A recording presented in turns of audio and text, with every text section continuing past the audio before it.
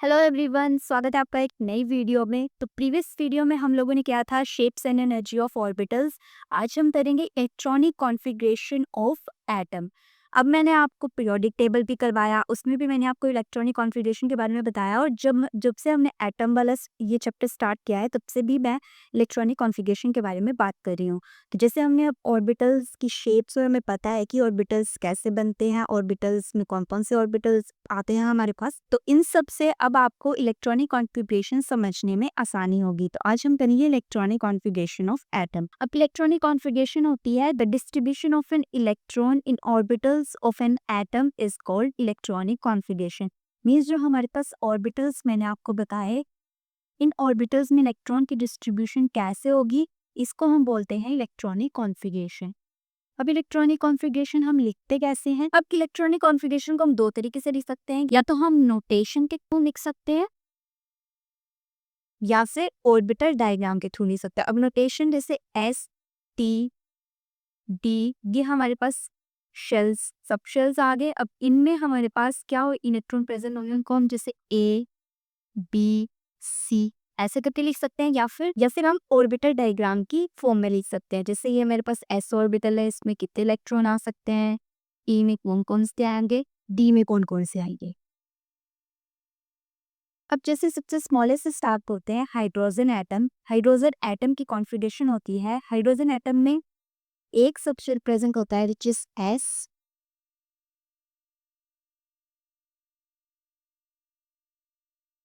इसमें 1s subshell present होता है, और 1s सबशेल में भी हाइड्रोजन में कितने इलेक्ट्रॉन्स होते हैं। अब इलेक्ट्रॉन्स को हम ए बी सी ऐसे करके लिख सकते हैं, मतलब इसकी पावर में लिखेंगे तो 1s हाइड्रोजन में 1 इलेक्ट्रॉन होता है। या तो हम इसको ऐसे करके लिख सकते हैं, या फिर हम इसको ऐसे करके लिख सकते हैं। अब नेक्स्ट हमारे पास जैसे हीलियम आता है। अब ये एस सब शेल है, ये जब तक कंप्लीट नहीं होगा तब तक हमारे एटम्स चलते रहेंगे। मैंने आपको बताया कि एस में मैक्सिमम 2 इलेक्ट्रॉन्स आ सकते हैं, पी में मैक्सिमम 6 इलेक्ट्रॉन्स आ सकते हैं। तो जब तक हमारे पास ये पूरा ऑर्बिटल फिल नहीं होगा, तब तक हमारे एटम्स में कॉन्फ़िगरेशन बढ़ती जाएगी। तो जैसे 1s यहाँ पर 1 है, यहाँ पर 1s 2 हो जाएगी, और इसको हम ऐसे लिख सकते हैं। अब इसकी स्पिन ऑपोजिट होगी, तो ये ऐसे हम इलेक्ट्रॉनिक कॉन्फ़िगरेशन को रिप्रेजेंट करते हैं। अब थर्ड की बात करूं तो थर्ड लिथियम होता है। तो लिथियम में 1s2। अब ये तो फिल हो चुका है। वैसे लिथियम का एटॉमिक नंबर 3 है, मीन्स इसमें 3 इलेक्ट्रॉन्स आएंगे।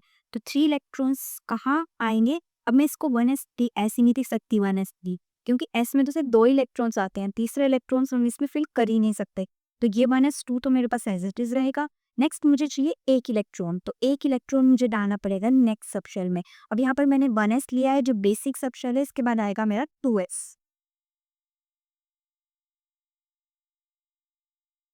1s मेरा ये ऑर्बिटल है, उसके बाद आएगा मेरे पास हायर एनर्जी का विच इज 2s ऑर्बिटल।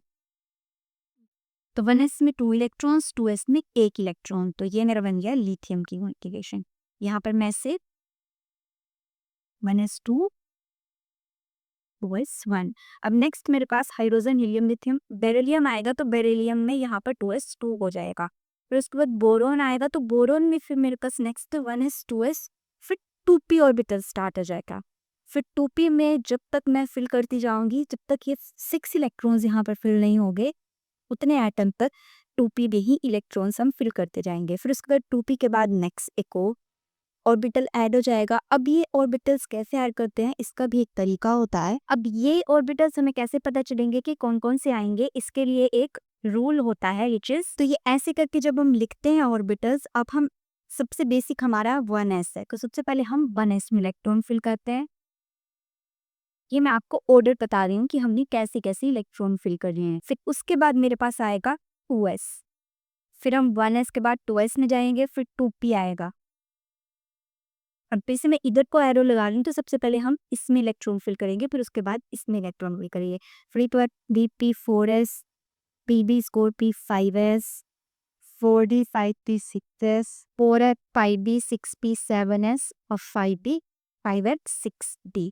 ऐसे करके हम लोग इंक्रीजिंग ऑर्डर में इलेक्ट्रॉन फिल करते हैं। मीन सबसे पहले हम 1s में 2 इलेक्ट्रॉन फिल करेंगे, फिर 2s में 2 इलेक्ट्रॉन फिल करेंगे, फिर उसके बाद 2p में 6, 3s में 2, 3p में 6, 4s में 2, 3d में 10, 4p में 6, 5s में 2, ऐसे करके s और pdf में सेम इलेक्ट्रॉन फिल होंगे, लेकिन जो इसके प्रिंसिपल क्वांटम नंबर है वो हम ऐसे करके लिखते हैं। ये एक रूल है जिसको हम ऑब्बो प्रिंसिपल बोलते हैं। तो इसके अकॉर्डिंग ही हम इलेक्ट्रॉन्स की फिलिंग करते हैं। अब जैसे हमारे पास जहां पर भी एटम फुली फिल हो जाते हैं, मीन्स जैसे मैं यहाँ पर नियॉन की बात करूँ तो नियॉन का एटॉमिक नंबर 10 होता है और इसकी कॉन्ट्रीब्यूशन होती है 1s3, 2s2 would be 6। अब मेरे पास यहाँ पर P जो है वो कंप्लीट हो चुका है, पूरे S भी कंप्लीट है, ये वाला S भी कंप्लीट है और T भी कंप्लीट है। और नेक्स्ट मुझे आर्गन की कॉन्फिगरेशन अगर लिखनी है तो 1s 2s 2p मेरा फिल हो गया। अब नेक्स्ट मुझे ts पे मूव करना है, तो मैं यहाँ पर डायरेक्टली ऐसे भी लिख सकती हूँ, नियॉन, इसको ब्रैकेट में बंद कर दिया और 3s 1।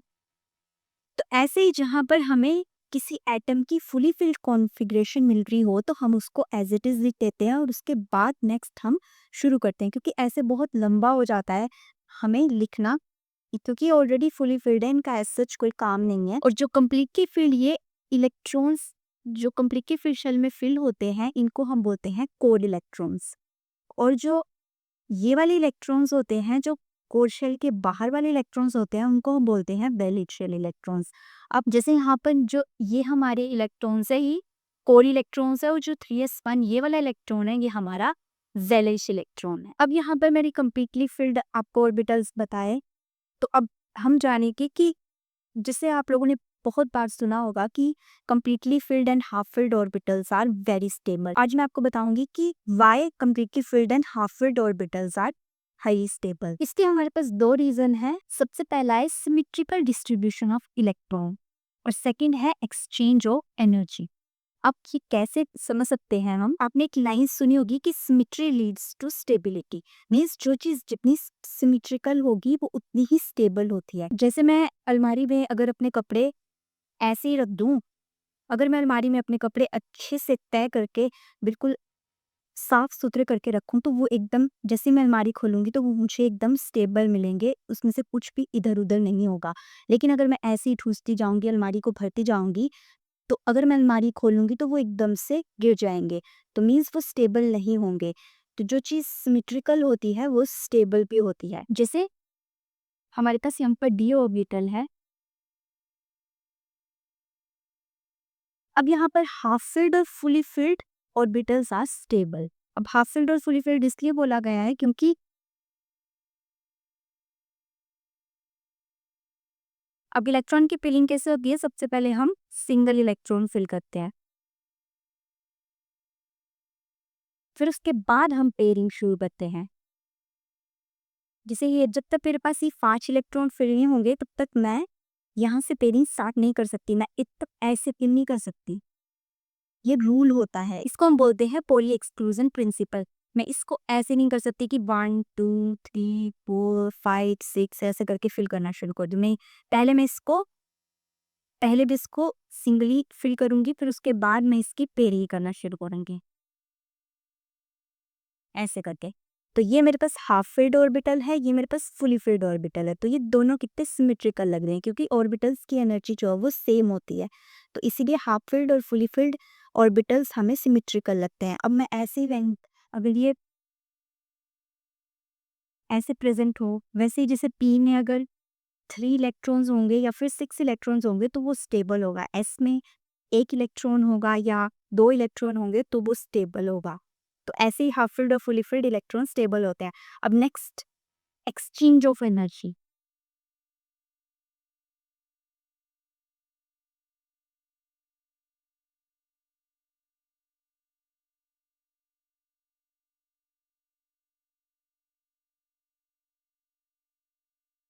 अब हमारे पास ऑर्बिटल सेम एनर्जी के प्रेजेंट होते हैं, उसमें इलेक्ट्रॉन भी सेम ही प्रेजेंट होते हैं, तो इलेक्ट्रॉन आपस में एक्सचेंज कर सकते हैं। और वो एक्सचेंज तभी कर सकते हैं जब जो हमारा ऑर्बिटल है वो हाफ फिल्ड होगा या फुली फिल्ड होगा।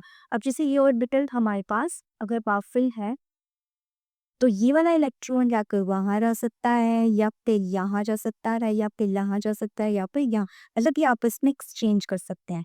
वैसे ही ये वाला इलेक्ट्रॉन यहाँ जा सकता है यहाँ या यहाँ एक्सचेंज कर सकता है। फिर ये जो 3 वाला है ये यहाँ और यहाँ एक्सचेंज कर सकता है, मतलब ये 3 आपस में एक्सचेंज होता है, मतलब ये 2 आपस में एक्सचेंज कर सकते हैं।